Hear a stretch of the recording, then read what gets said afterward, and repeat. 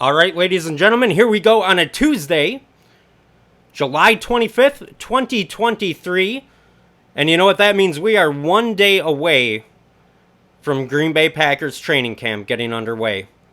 Tomorrow morning, 10:30, just across the street from Lambeau Field, the Packers will kick off their 2023 campaign. And there's a lot of question marks, a lot of things that we're going to start seeing answered. Mostly from Jordan Love, but from some other positions as well. We're going to get into that.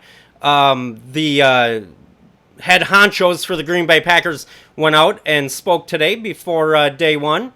We had Goody at the mic and Matt LaFleur both having press conferences. We'll get into a little bit of that.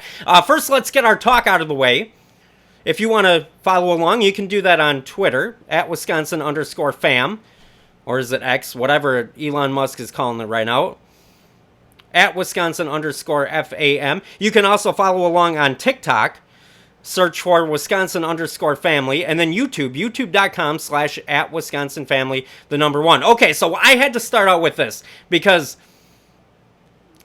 misrepresenting stories and twisting words and leaving parts of statements out, that really, let's just say it upsets me when there's inaccurate information being given. And we have one such instance that occurred starting yesterday. So yesterday at the Packers shareholder meeting, you had Mark Murphy talking. And I don't know if it was while he was talking to the shareholders or if it was in his press conference that he held afterwards with the Packers media. But one of the things that he said was that, essentially what he said was that it's going to take at least half of a season to figure out what the Packers have in Jordan Love. Seems simple enough, right? Wrong. Because people started to misrepresent what he said, started to twist words, started to leave portions of what he said out, started to paraphrase what he said, and then it turned into a whole big ordeal. So I am here, ladies and gentlemen, to set the record straight on this, just in case you haven't heard it, and you just look at headlines, which many people are very busy. They don't have time to look into every detail, so they see a headline, they grab it, especially if it's a grabby headline. So, Mark Murphy says it'll take at least a half a season to figure out what we have in Jordan Love, right? That's pretty much what he said. So I have a article here, Rob Demovsky, ESPN.com. Headline is, Packers president to take half a season to tell about Jordan Love. He's going to take half a season to tell about Jordan Love. Now, in this article, it gives more of a full quote of what Murphy actually said.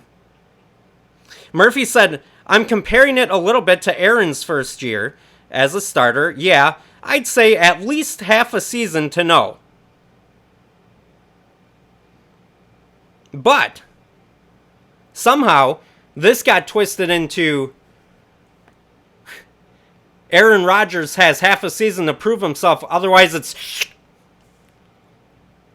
That's not at all what Mark Murphy said. Let me read to you again his quote, and then I'm going to take you to one of the most ridiculous things that I saw today.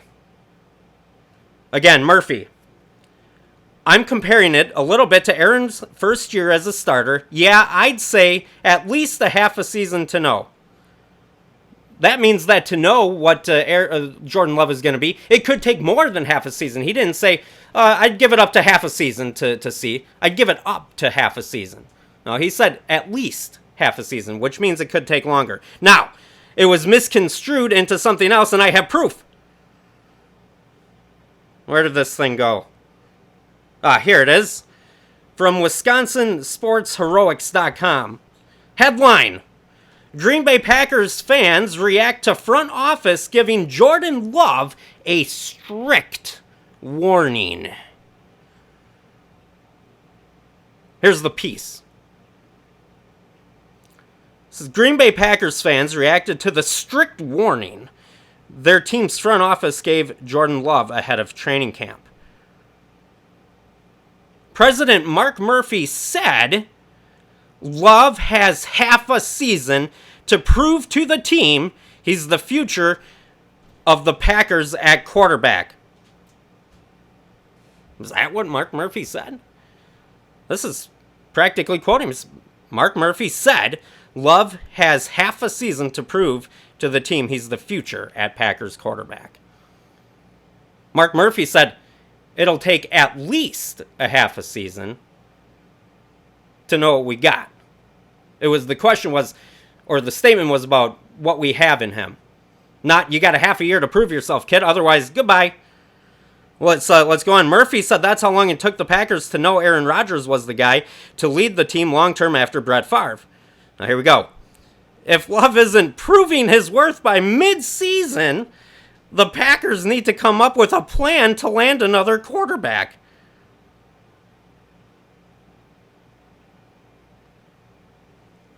That's the dumbest thing I've seen all day. So I wanted to clear that up. Murphy didn't say, hey, Jordan, you've got a deadline 7 or 8, 9 games into the season. If you're not performing well, you're out, buddy. We understand English, right? At least half a season. That means that he's not going to judge him before half a season, and he may not judge him at half a season, but he needs to see at least half. So that was something that was bothering me, that I wanted to get off my chest here right away. There was a good piece. We go from a bad piece, now here's a good piece. From SI, Jacob Westendorf. The headline here, Defenseless. How defense led to decade of disappointment. Talking about the Packer defense. And I would really encourage people to go read this piece. It was very thought out, very well done. A lot of good information in here. A lot of variables about why the Packer defense has struggled as much as it has since the Packers won the Super Bowl in 2010. A lot of different factors have gone into that. But one thing that stood out to me, and you got to scroll way to the bottom of it here. Let me just grab that. It was talking about my favorite, Joe Barry. You know, Matt LaFleur at his press conference, this is just a side note. Matt LaFleur had his press conference. The first question I would have loved to ask them is, why in the hell is Matt Barry still employed at 1265? Of course, that would be my one and only question that I'd ever get. I'd never be invited back. But I suppose that's okay.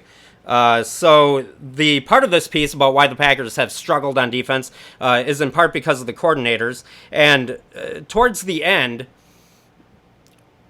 I think there's a couple of good paragraphs here, and I think it hits the nail right on the head when it comes to the Joe Barry narrative entering into the 2023 season. Because let's face it, everyone thought, most people, I should say, thought that at some point during the season last year, Barry should have been fired. And pretty much, I don't know of a single person who says, yeah, it's a good thing they hung on to him after this season. Almost every Packer fan is in full unison that he should have been fired after the year. However, that's LaFleur's call. Brian Gutekunst made that very clear at the end of the season, that these coaches are Matt's guys. That's Matt's picks, which puts extra pressure on LaFleur, which leads into what this piece from SI.com says. Let me read it here. Barry is likely coaching for his job. There will be no excuses. Outside of safety, the defense is loaded with talent. 10 of the 11 starters will be first-round pick or someone they gave significant money to in free agency. After a season in which they did not make the playoffs, LaFleur kept most of his coaching staff together. He stuck his neck out for Barry. Barry needs to prove him right, or this could be a consequential decision that extends beyond just the coordinator. You hit it right on the head. Because you know what's going to happen this year. And look, I hope that Joe Barry comes out, and I hope that he proves me wrong. I certainly don't want to be right. I hope he proves me wrong. But I don't know what's suddenly going to change. Joe Barry's been a defensive coordinator for a handful of years on multiple teams before Green Bay, and he's never had success. Now in his first handful of years in Green Bay, no success. Severely underperforming with the talent that's just been poured into the defense via free agency and through the draft. There's no lack of talent there. Goody has given Barry everything he needs. So I don't know what is suddenly going to click in Joe Barry's football brain that's going to make him a good coordinator all of a sudden. There's no reason to think it's not going to be following suit to how the rest of his career has been. But regardless of that, assuming that Barry comes out and he is the Joe Barry that we all know and love or not, no matter what Barry does, there's going to be a difference this year. Last year, the year before, everyone was pointing the finger at Barry. So you got to get rid of this guy, or what is he doing? Why are we playing this soft zone coverage constantly? Why is it third down and 6 yards to go and we're playing 11 yards off the receiver? What is Joe Barry doing? Get Joe Barry out of here. Point the finger at Joe Barry. It's not what it's going to be this year. People aren't going to be complaining about Joe Barry personally. It's going to be directed at Matt LaFleur. Like we just read, LaFleur stuck his neck out for him. And if Barry doesn't come through, which there's no reason to believe that he will, there are going to be farther reaching ramifications. To me, that means Matt LaFleur. Because he's going to be the one that people are looking at and saying, oh, wait a second here. Joe Barry's had an entire career as a defensive coordinator. He's never been any good. He hasn't been good in Green Bay. He is what he is. Now you're looking at the coach who keeps him around. And so what are you doing? We have a proven commodity that he's bad. So why do you want to keep him? Why did you keep him, Matt? It's no longer what are you doing, Joe? It's what are you doing, Matt? I don't know about you, but if I'm hitching my wagon to somebody, I don't want my wagon hitched to a guy who's never had success over not a small sample size, I might add, over a large sample.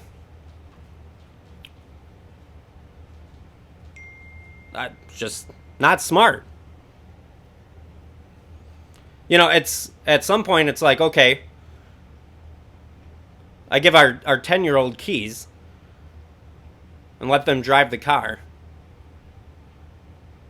And you don't blame the 10-year-old when they crash it. You blame me for giving them the keys. That's Matt LaFleur right now. I had a question that came in.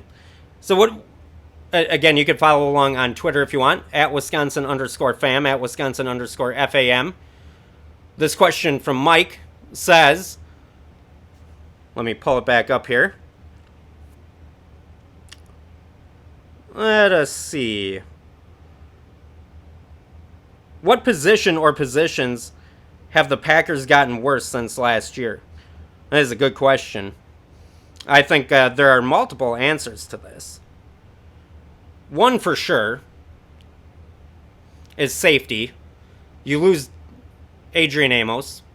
I think he was solid. I mean, he wasn't great, but they have essentially a lot of just guys or nobodies who are vying to fill his spot. Plus, you have Darnell Savage, who was benched last year, and I don't know if he's going to be a starter or not based off of what Matt LaFleur said. I'll get to that in a second. But safety, because you lose Amos, solid player, and now you've basically got a lot of nobodies trying to fill that role. That's the only one that I can think of off the top of my head that I would say, okay, it's gotten weaker. There are some that may have gotten weaker, but it's in wait-and-see mode. quarterback. Now, I don't think many people expect Jordan Love to be as good as Aaron Rodgers career-wise, but did we get weaker at quarterback in terms of the numbers or the lack thereof that Rodgers put up last year? I don't know. We have to wait and see because we don't know what Jordan Love is going to be. Tight end. Okay, Robert Tonyan wasn't great, but you're going to have two rookies, two unknowns at the top of the depth chart for tight end. So that's, we don't know. It could be weaker. Kicker. Moving on from Mason Crosby, you got a rookie, Anders Carlson. That could be weaker. Again, remains to be seen. So there's one for sure, safety, and there are a handful of others that, it's wait and see. They may have gotten weaker at those positions. But good question there from Mike. I like the question. Let's see, what else do we have here?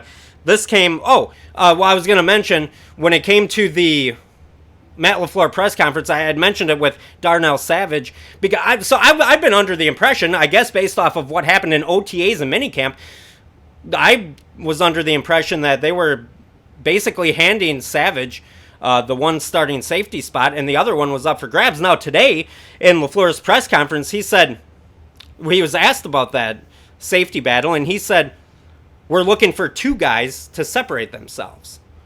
So I take that to mean that Savage evidently is not guaranteed a spot, like I previously thought. Which is good. I'm glad. LaFleur preached a lot today, as he always does, about competition. Talked about on the offensive line. And same at safety. On the offensive line, he wouldn't confirm what positions are open. I mean, you know that Bakhtiari and Jenkins are on the left side. John Runyon at right tackle. Right guard. The right tackle position is open between Yash Nyman and Zach Tom, but he wouldn't go as far as to say if there was a position battle at center between Josh Myers and Zach Tom, who could be in on that as well. So that'll be something to keep an eye on in camp, and who's getting reps with first team and how many reps are they getting, things like that. And we'll have that all covered for you here on the Wisconsin Family Podcast. So another thing from the LaFleur presser today.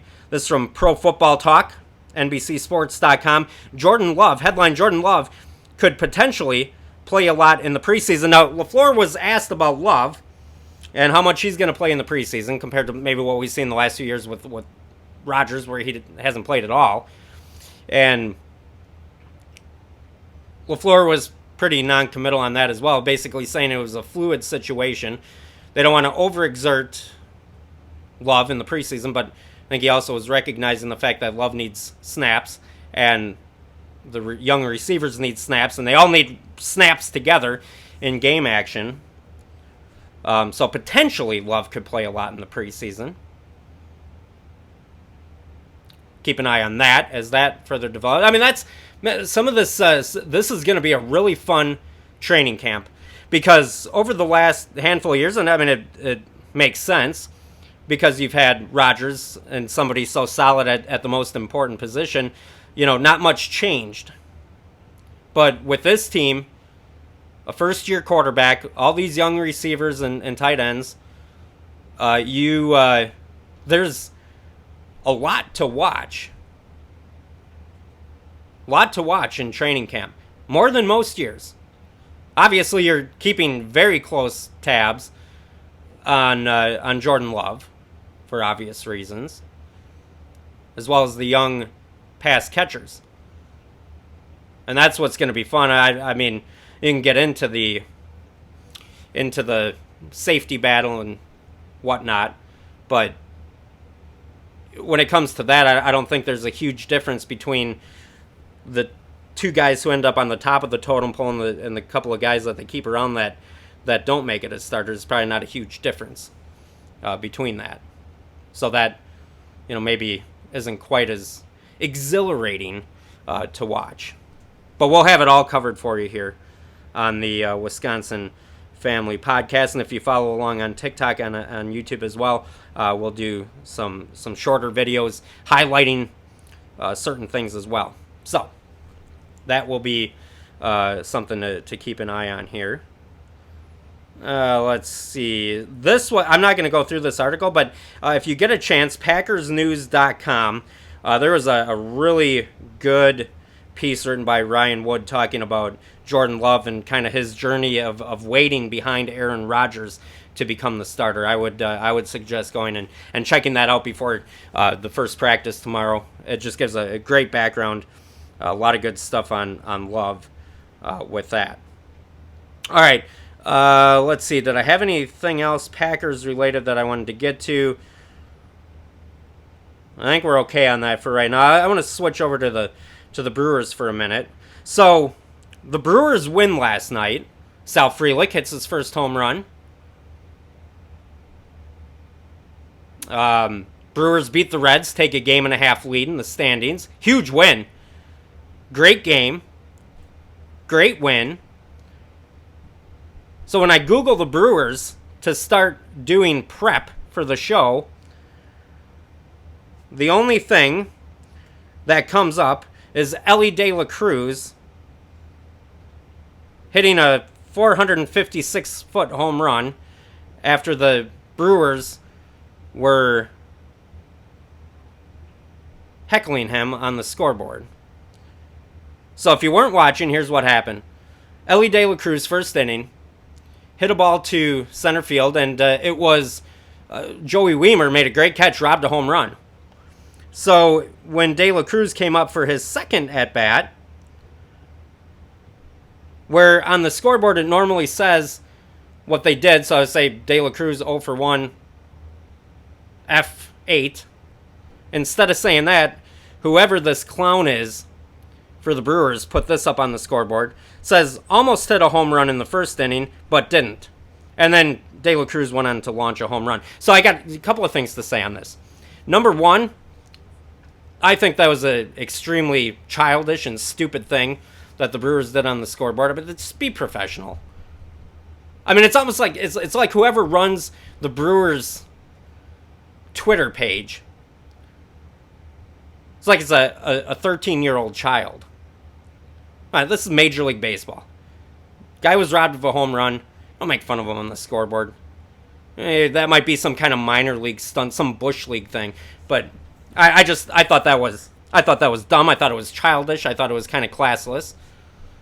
And then, of course, De La Cruz hit the home run. I don't know if that had anything to do with it. But New York Post headline, Elly De La Cruz answers Brewers scoreboard jab with 456-foot homer. And this was all I could find on this Brewer game. Type in Brewers into Google this morning, and that's all that comes up. Elly De La Cruz, he's getting back at the Brewers. This, that. And there wasn't much mention of the Brewers winning the game, which was the most important part. Baseball-wise, it's the biggest series of the year for the Brewers and the Reds. And the Brewers got the win and nobody noticed. But whatever. Who cares? Brewers got the win. That's what matters for us. This from reviewingthebrew.com. Headline, it's time for the Brewers to part ways with Jesse Winker. Yeah. I'd say that's a astute observation. Jesse Winker, a poor... people have to understand, I talk a lot, be it on Twitter, on this show, on some of my shorts. I talk a lot about Jesse Winker. I'm not aiming that at him personally. I don't dislike him. I don't hate him. Some people might think I hate him. Don't misunderstand. I don't. The reason I talk about it so much is because it's absolutely absurd that Craig Counsell continually ran him out there in the cleanup spot with his one home run through a half plus of the season and sub 200 batting average. So to illustrate the absurdity of what Counsell was doing, I tweeted and I talk an absurd amount about Jesse Winker. Just to illustrate it. And again, it's not aimed at Winker. If there's any booze to go around when Winker comes up, now he got a hit last night, big deal. But if there are any boos, if there's any complaining, that should be directed directly at Craig Counsell. You know, it's kind of like what I said about Matt LaFleur and Joe Barry. I mean, no doubt Joe Barry's trying hard. He's just incompetent as a defensive coordinator. No doubt Winker's trying hard. He can't hit. I don't know.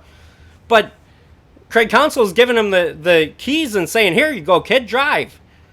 So it's on Counsell for failing to take him out of the lineup. Now, maybe that is switching, because he had some interesting comments yesterday. He had said about Winker not being in there like 3 out of the last 5 games. He said that at this point in the season, we need guys. I don't remember his exact quote. Essentially, he said we need guys in there who can produce. Thank you for figuring that out. But yes, reviewingthebrew.com. It is indeed time for the Brewers to part ways with Jesse Winker. That they tried. They gave him a fair shot, more than a fair shot. It is time to move on. He's got 1 home run. I was there, by the way. I feel privileged almost. I saw Jesse Winker's 1 home run. In person, no less. Oh, yeah. I feel like I seen Halley's Comet. Or something. He's batting .199, 1 home run. And you can't have it. The Brewers have a big lack of offense all the way around, and like your worst hitter is your DH. The DH position, folks, my goodness, the DH position should be the one spot in your lineup where you have a solid hitter, no? And the Brewers, for most of this season, it's been their worst hitter. That's a great reason right there to move on from it, besides the fact that you just get no production from them. Yelich, home run last night. Game-winning hit last night. MVP. Got to get the MVP chance going at AmFam Field. I'm serious about that. Get it going. Get some momentum going behind that. Here, I like this one because if you've been following along on the podcast here, you know that I would love for the Milwaukee Brewers to go out and make a serious run at Shohei Ohtani. I would love it. And I absolutely think it's something that the Brewers should pull the trigger on. So this is a few days old. It's a little bit dated, but I wanted to get into it anyway. This is from CBS Sports. Shohei Ohtani trade destinations, ranking 29 possible landing spots based on who's best positioned for deal. So there's a couple of different categories here of teams who, it's basically ranking teams in order of if they could or should get Shohei Ohtani. I want to get to where the Brewers are here. The first category are teams that it says no point in even trying, and that is the Oakland A's, the Royals, the Nationals, White Sox, Rockies, and Pirates. Next category are teams more likely to sell than buy. So you're not going to go get them because you might be hovering, sort of around contention, but you're more on the side of not contending than contending. So chances are you're going to sell. And those teams are the Tigers, the Cubs, the Red Sox, the Cardinals, and the Mets. We haven't hit the Brewers yet. Interesting. Next category, contenders without the means to do it. So contenders without the means of acquiring Shohei Ohtani. Guardians, D-backs, Brewers. They rank Brewers at number 16 in terms of acquiring Ohtani, but fall under the category of contenders without the means to do so. Let me read the little blurb from that. It says, how perfect would Ohtani be for these teams? Now, picture the Brewers. How perfect would Ohtani be for these teams? I mean, he's perfect for every team, but they all need a high-end starter and a middle-of-the-order bat. Yep, that's exactly what I've been saying. Going on. And they're all at a place on the win curve where every additional win added significantly improves their postseason odds. Ohtani would make Cleveland the AL Central favorites. He would help keep the D-backs in the NL West race and make them a formidable threat in the wild card hunt. Here we go. Ohtani and Corbin Burns would be some 1-2 punch in October. I couldn't agree more. Says as much as Ohtani would help these three contending teams, they lack the means to do it, either in terms of prospects or financially. The trade deadline is conveniently at the 2/3 point of the season, and that means taking on $10 million of Ohtani's $30 million salary. And I have a hard time thinking the Angels owner would eat that money so Ohtani can play elsewhere.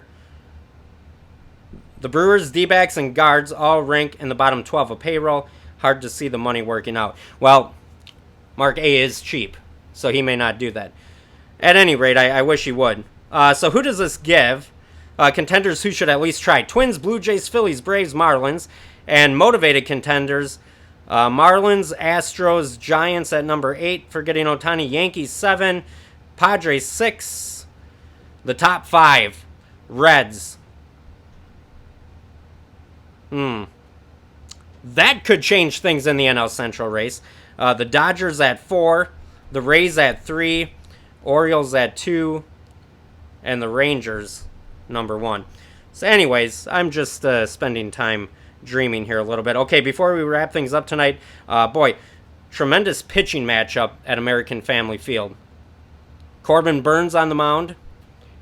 Last 3 starts, he's got a .90 ERA. He's been great. Like, above Cy Young Award winner. He's going up against Andrew Abbott. He's 5-2, 2.10 ERA. That's going to be a low-scoring game. Brewers did release their lineup just a few minutes before I started recording here. No Winker in the lineup tonight. No Sal Frelick in the lineup either. But Game 2, another huge game of, of this 3-game series between these two contending teams. Great pitching matchup. I'm excited to watch it. I love pitchers' duels. I mean, I like home runs. I like scoring. Like hits. But I love good pitchers' duels. Fast-paced, quick. 1-2-3, 1-2-3, 1-2-3. Moving on. And that's what tonight's going to be. All right, I want to thank you for listening here today. Again, if you want to get a hold of us, you can do that. Twitter or X, whatever. Twitter, X, whatever you want to call it. You can still reach it by going to twitter.com. Follow us there, at Wisconsin_fam. YouTube, youtube.com/@WisconsinFamily1. And then on TikTok, search Wisconsin_family. All right, we'll be back tomorrow on Wednesday. Thank you for joining us. Please subscribe, and we'll see you soon.